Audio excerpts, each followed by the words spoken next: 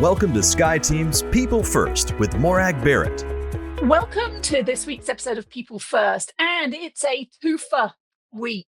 Two for the price of one. My guests this week are Jeffrey Hull and Margaret Moore, who are the co-authors of a fabulous new book that I got to see the advanced copy of called The Science of Leadership, in which they reveal 9 ways that we can all expand our leadership impact. Just a little bit of the deets and the background. Jeff has been on People First before. You might recognize him if you've watched those episodes. And he and I know each other through the 100 Coaches.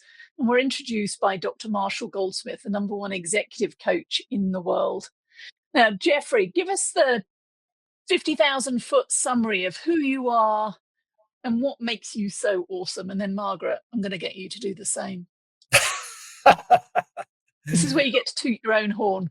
Oh, well, I just appreciate the opportunity to be with you again. And let's see, I am an executive coach in terms of my profession, which is how I got to know Marshall Goldsmith and joined the 100 Coaches a few years ago and got to meet you.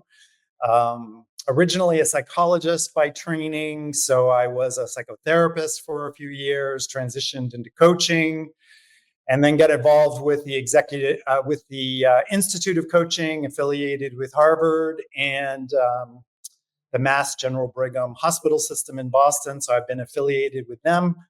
And that's where I met Margaret quite a few years ago. We don't like to talk about how long ago it was.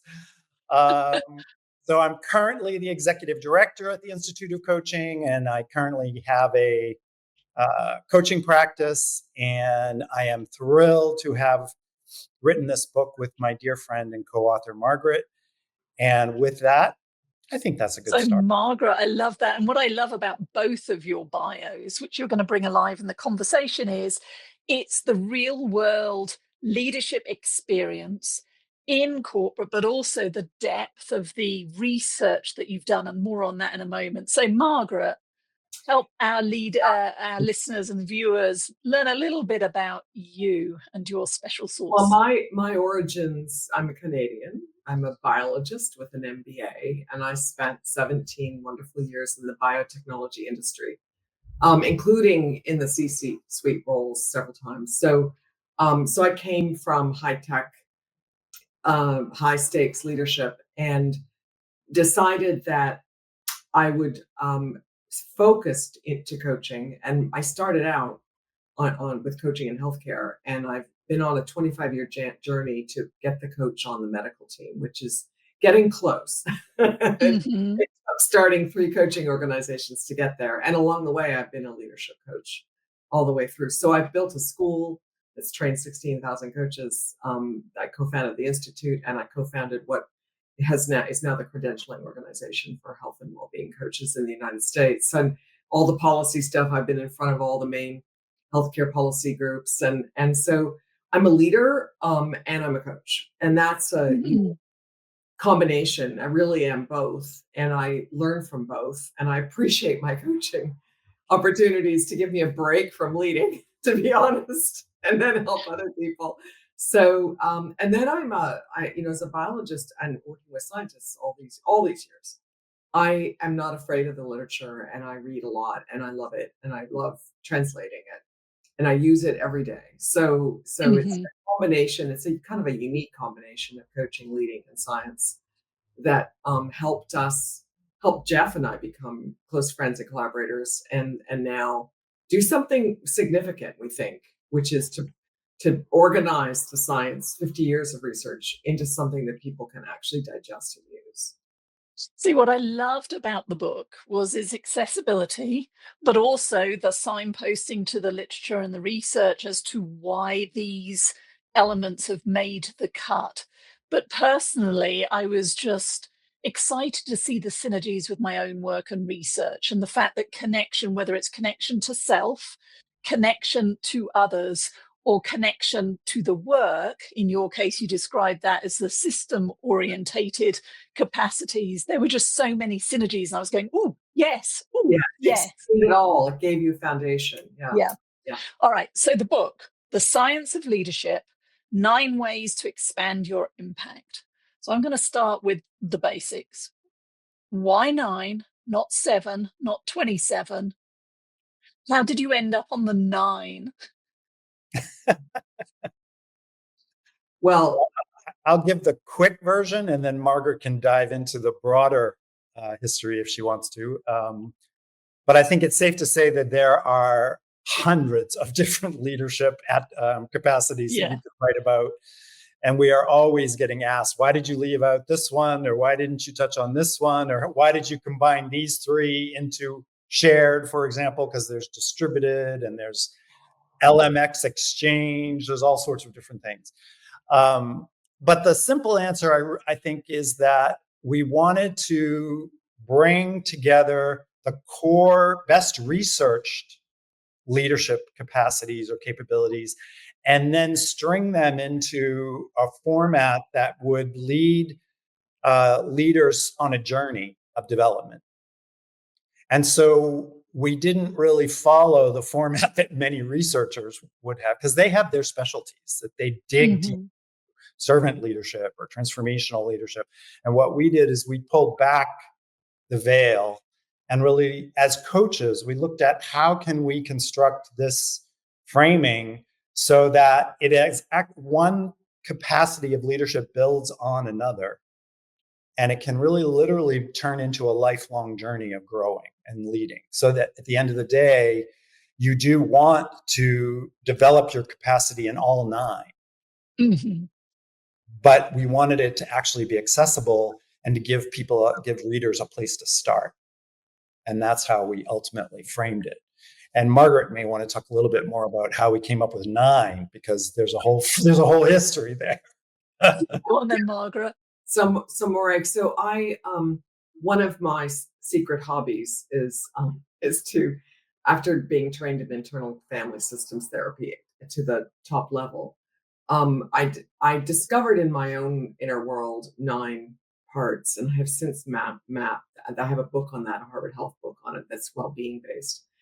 And I've gone on to map it to everything, Young, Big 5, 10 factor. So I really do think there's a universal map. And I think leadership is the highest expression. That's not mainstream. I mean, Dan Siegel just published a book on the science of Enneagram after 20 years of research. So it came out last November. So this is maybe the moment when there might be credibility for it, but it works because it held everything.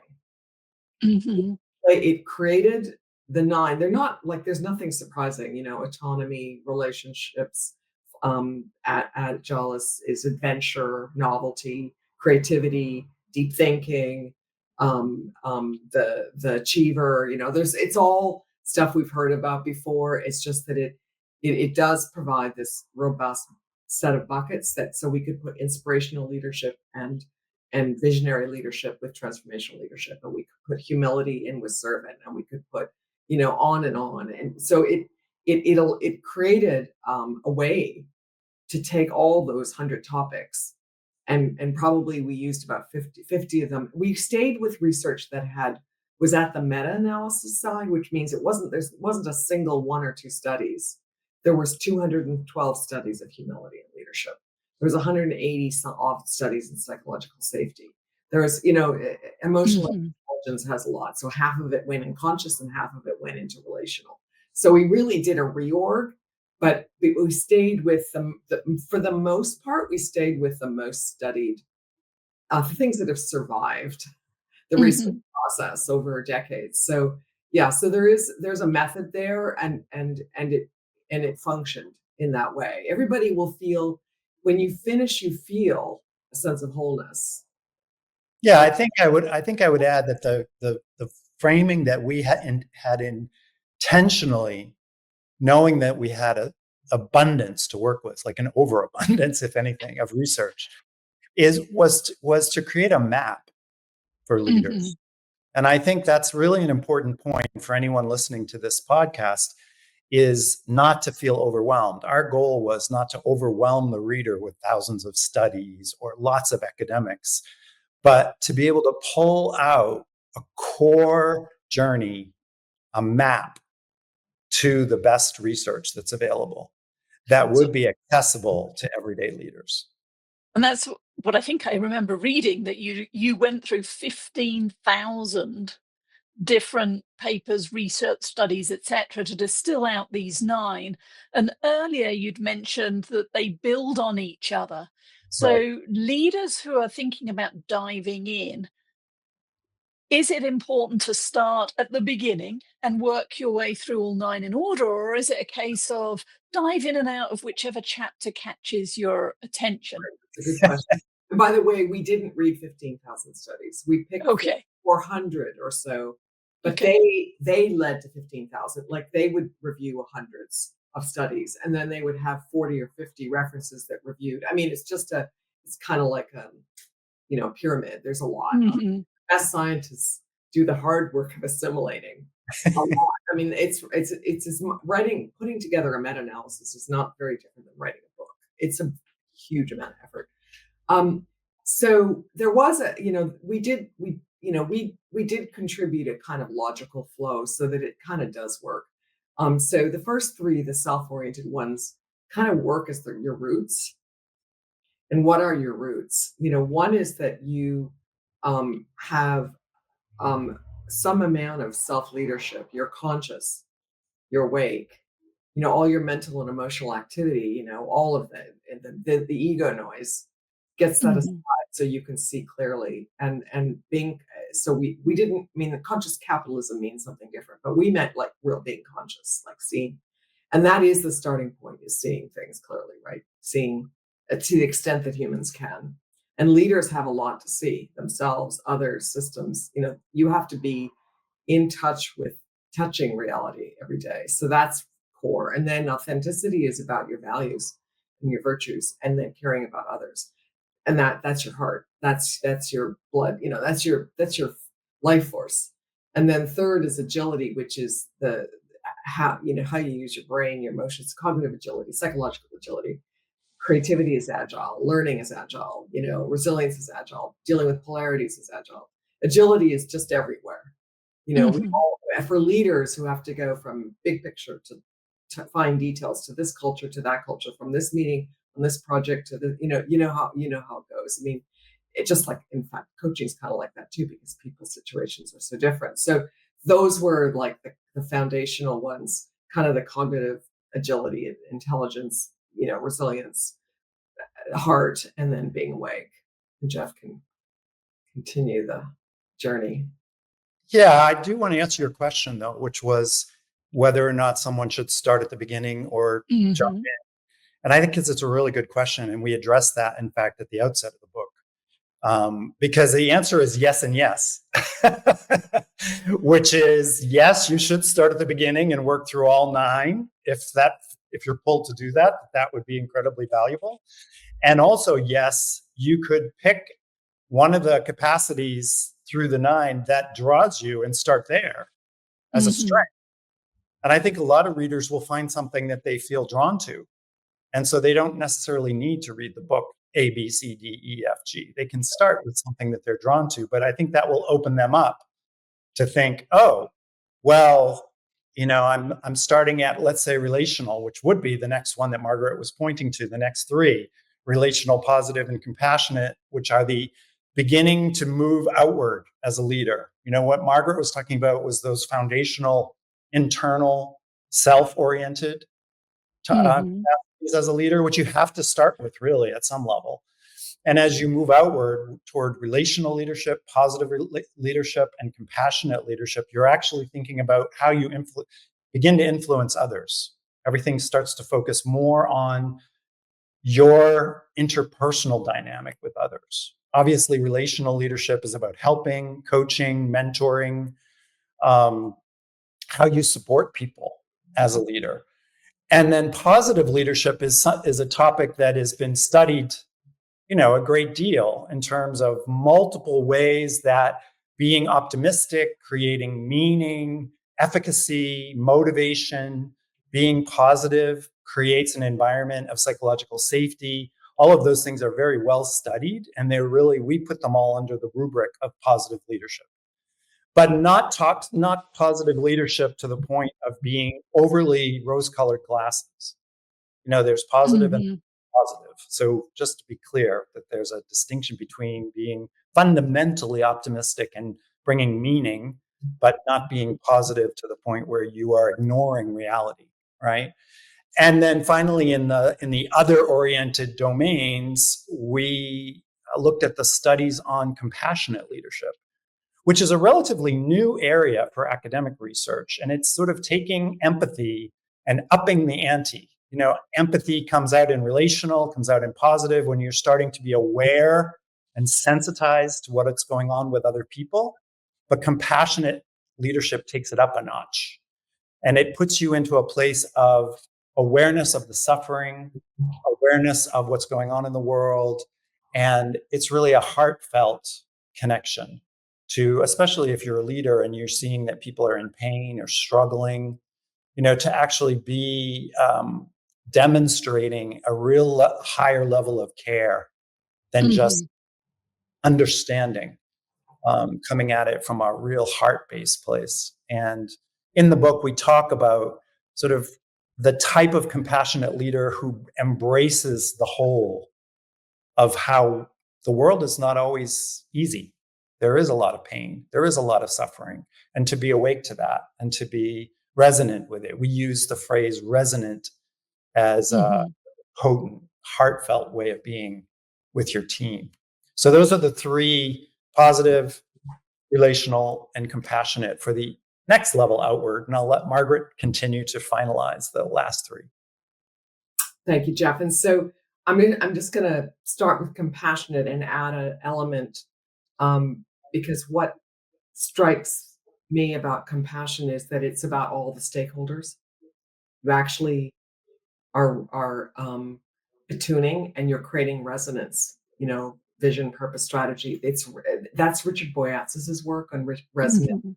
leadership, relational climate, where you're almost like everybody's minds and hearts are working together in that resonant field. Like, professional sports have it, where there's this attunement that is beyond the one-on-one relationship and the helping and supporting. It's the beginning of strategy. And then we go to the next one, which is from our, doing workshops and having people rank them. This one's the hardest.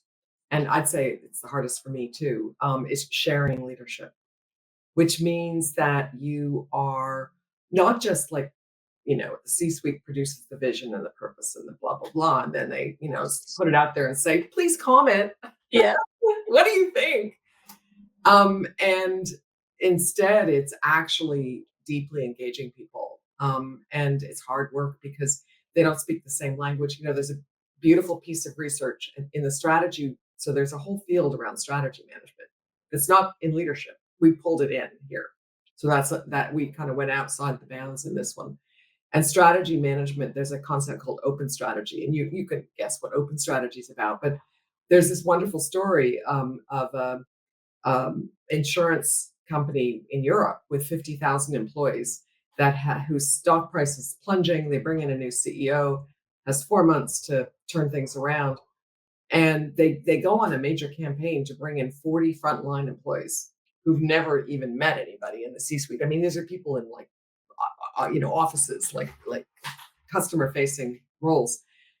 And it took them 4 months to get these folks and the CEO to be able to talk the same language. And it was hard work, it was real hard work. They were stumbling, they were teaching each other.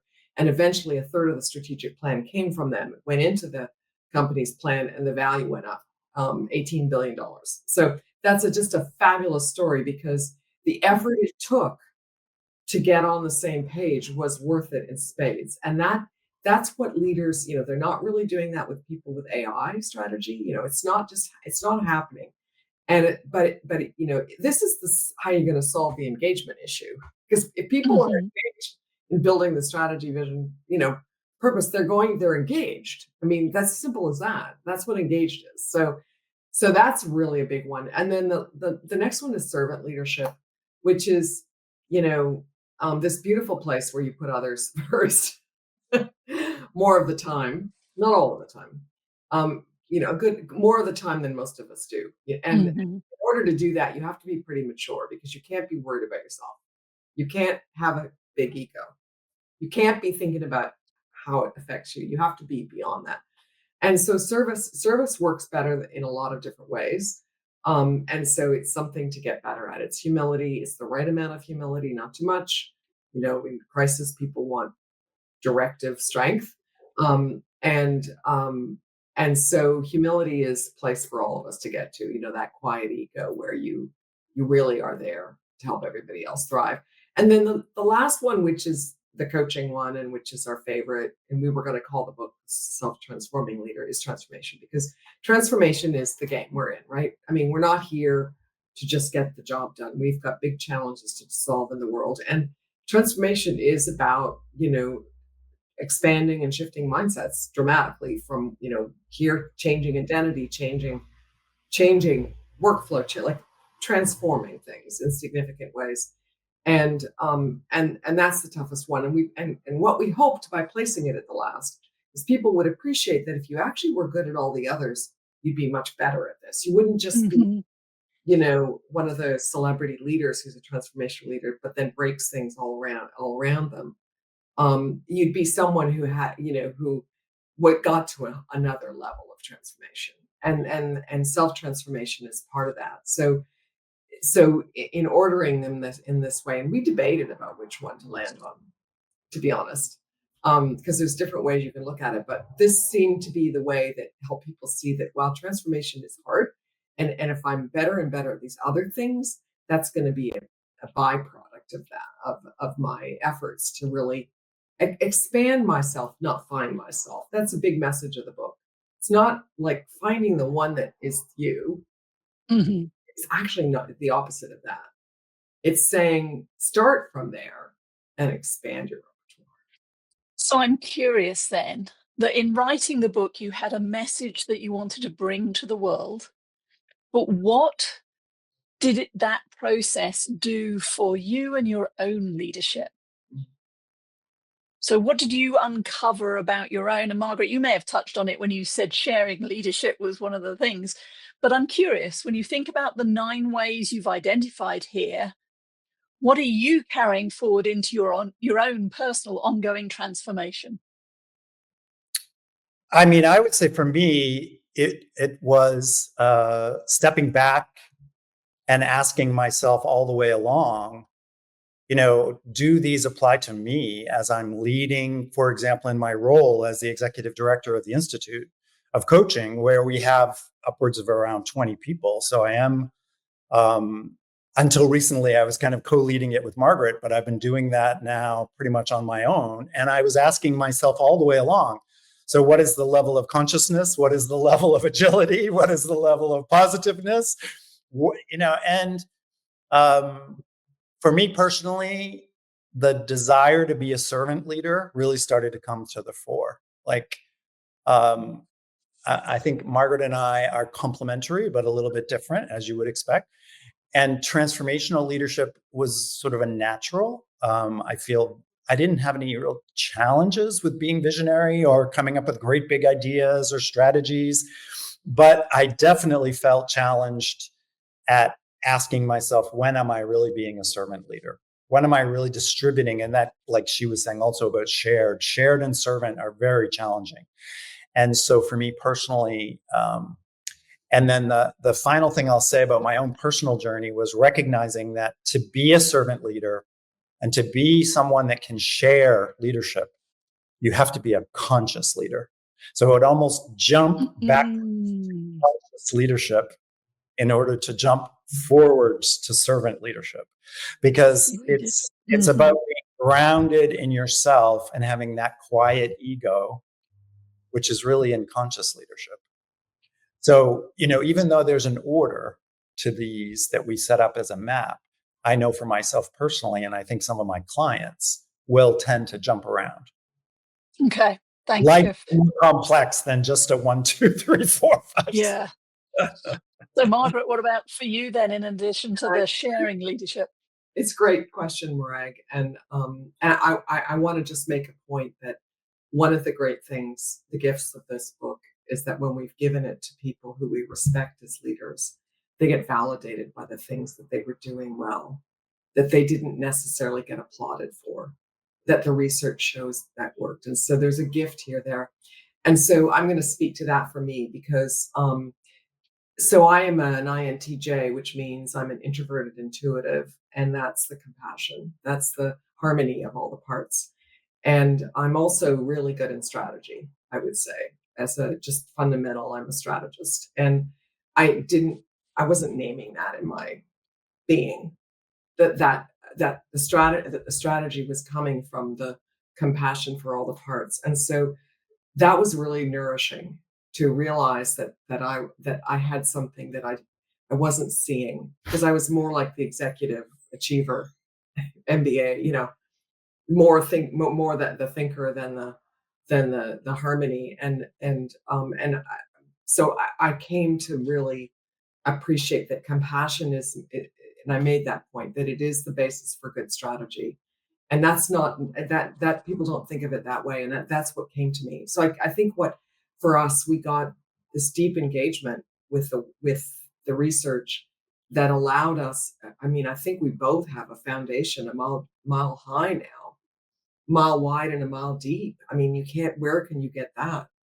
It's really something to travel through the world with. I'm curious, where did you come out, Morag, when you glanced through the book? Oh, yeah.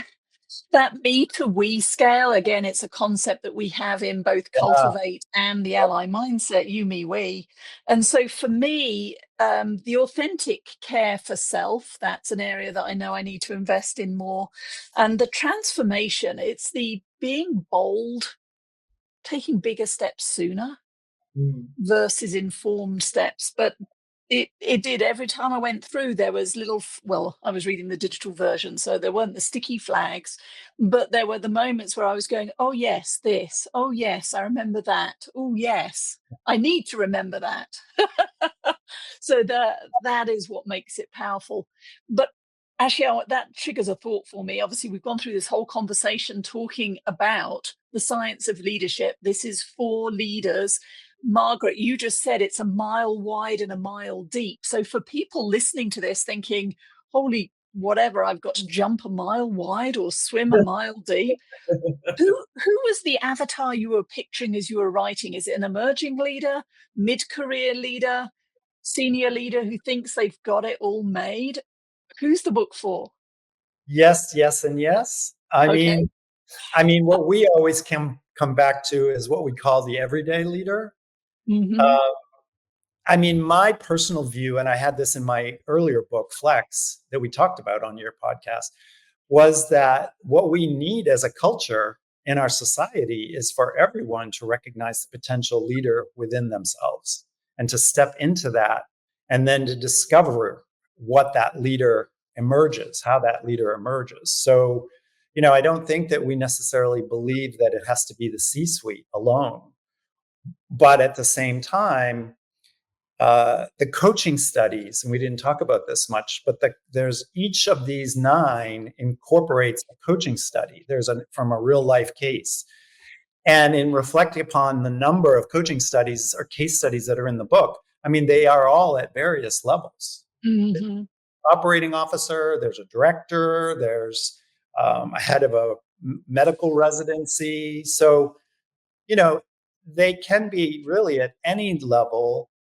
But I would say someone who aspires, where they start is less important than the aspiration to be really impactful and end up in the C-suite, or if you already are in the C-suite, to really demonstrate your leadership chops. Like, those are the kinds of things that I would put in. It made me think of another guest I've had on People First, another Margaret, actually Margaret Moore. But this one was Margaret Andrews, and she was talking about her book, Manage Self to Lead Others. It was a week or so ago. But she had a 3-step process that you've just reminded me of, which is like, who am I today as a leader? And who do I want to be? Right. And then what are the steps to help me get there? And that's where I think your book is so powerful, in that there are 9 ways to expand that impact, to grow into the leader you want to be, that your team, the others, need you to be, and the system in which you are operating also requires you to be, so that you can be successful on all those planes. Right. And yeah, it's powerful stuff. So as we come to the end of our time together, what's one message you would like our listeners and your audience today to leave with, and where can they learn more about you and your work? Well, I'm going to start by saying I'm getting a sense from my interactions that Gen Z is responding really well to this book, because they're needing a compass and a map. Mhm. Starting out, and they look around at role models. I mean, role models today of good leaders. I mean, there's lots of them. They're just not visible. The visible ones are unfortunately hard to follow for many. So I think it's if you're feeling as though you need a compass and a map, This is the one. this is going to give it to you, and everything else you read about leadership sits on top of it. It's like these are the elements that are the basis for everything else. They get mixed and matched and turned into every other book. So it's sort of like chemistry 101 for leaders. Mhm. No, but there is no course quite like this, because everybody picks it's a bit disorganized leadership development and training, and everybody has their own little thing. So I think it's that. And then the more senior leaders, it's validation and expansion. So it's directional for young people, which is what they need, and it's validating and expansive for older leaders. Thank you. And Jeff, what would you add?